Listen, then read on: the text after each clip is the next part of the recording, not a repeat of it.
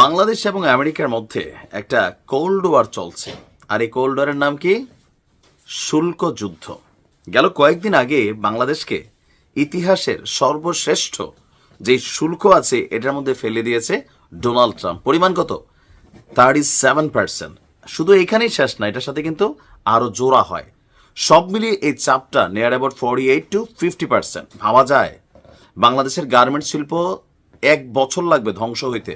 আজকে অলরেডি বেশ কিছু চালানের আদেশ স্থগিত করে দিয়েছে। কেন? মার্কিন ব্যবসায়ীরা এখন বাংলাদেশ থেকে মাল নিয়ে পুষবে না। যাই হোক, এই যখন অবস্থা, ডক্টর ইউনূস কথা দিয়েছিল I will handle it with president Trump, and right now তিনি এই কাজটা করছেন। তবে এটার প্রতিক্রিয়া কী হবে জানি না। আমার ছেলে যেমন বলছে মনে হয় পারবে না, কারণ ট্রাম্প একরোখা অবস্থায় আছে। মার্কিন শুল্ককে পুনর্বিবেচনাতে যুক্তরাষ্ট্রের প্রেসিডেন্ট ট্রাম্পকে চিঠি দিয়েছেন ডক্টর মোহাম্মদ ইউনূস। চিঠিতে কি লিখেছেন তিনি? 3 মাসের জন্য 37% শুল্ক প্রস্তাব স্থগিত রাখার আহ্বান।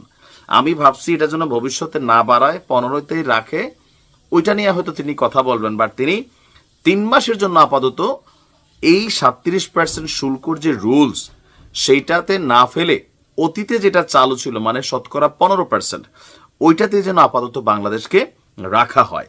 আর আজকে তথ্য দিয়েছে প্রধান উপদেষ্টার প্রেস উইং। তারা বলছে যে চিঠিতে বাংলাদেশ কি কি করতে চায় তার প্রতিশ্রুতিও রয়েছে।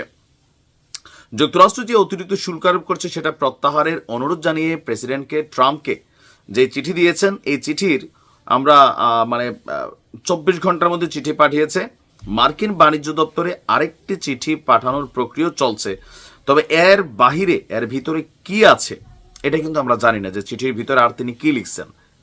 এখন তিনি যতটুকু আমরা গণমাধ্যমের বরাতে এতটুকুই জানলাম যে আপনার 3 মাসের জন্য স্থগিত, but is it a permanent solution? No. আরেকটা ভয়ানক অবস্থা বাংলাদেশের জন্য তৈরি হবে। দেখেন, আমাদের রাজনীতিবিদরা ভাবে Bangladesh Malaysia, president, Bangkok, Singapore হয়ে গেছে, বাট প্র্যাকটিক্যালি এগুলোর কাছেও নাই, কারণ সিস্টেম ডেভেলপড হয়নি। আরেকটা বিষয় বলি, 2026-এর পরে বাংলাদেশ আরো বড় বিপদে পড়বে।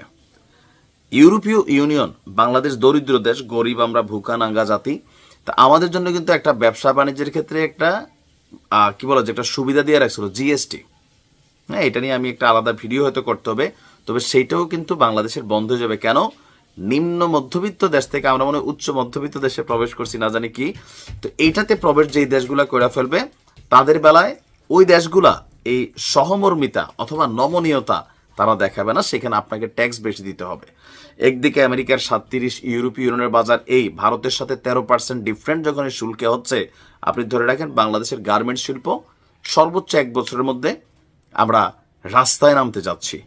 সো ডক্টর মোহাম্মদ ইউনূস যদি এই সিস্টেমটাকে ইমপ্লিমেন্ট করতে না পারে আমেরিকার সাথে সম্পর্ক দিয়া, তাহলে আগামীতে কোনো রাষ্ট্রপ্রধান আমেরিকার মধ্যে এই প্রভাব বিস্তার করতে পারবে না যতটা ডক্টর মোহাম্মদ ইউনূসের হয়তো ক্যাপাবিলিটি আছে। আবার এমন হতে পারে গণতান্ত্রিক সরকার আসলে, রাজনৈতিক সরকার আসলে আবার ট্রাম্পের অবস্থান পরিবর্তনও হইতে পারে, but it's depend on the situation.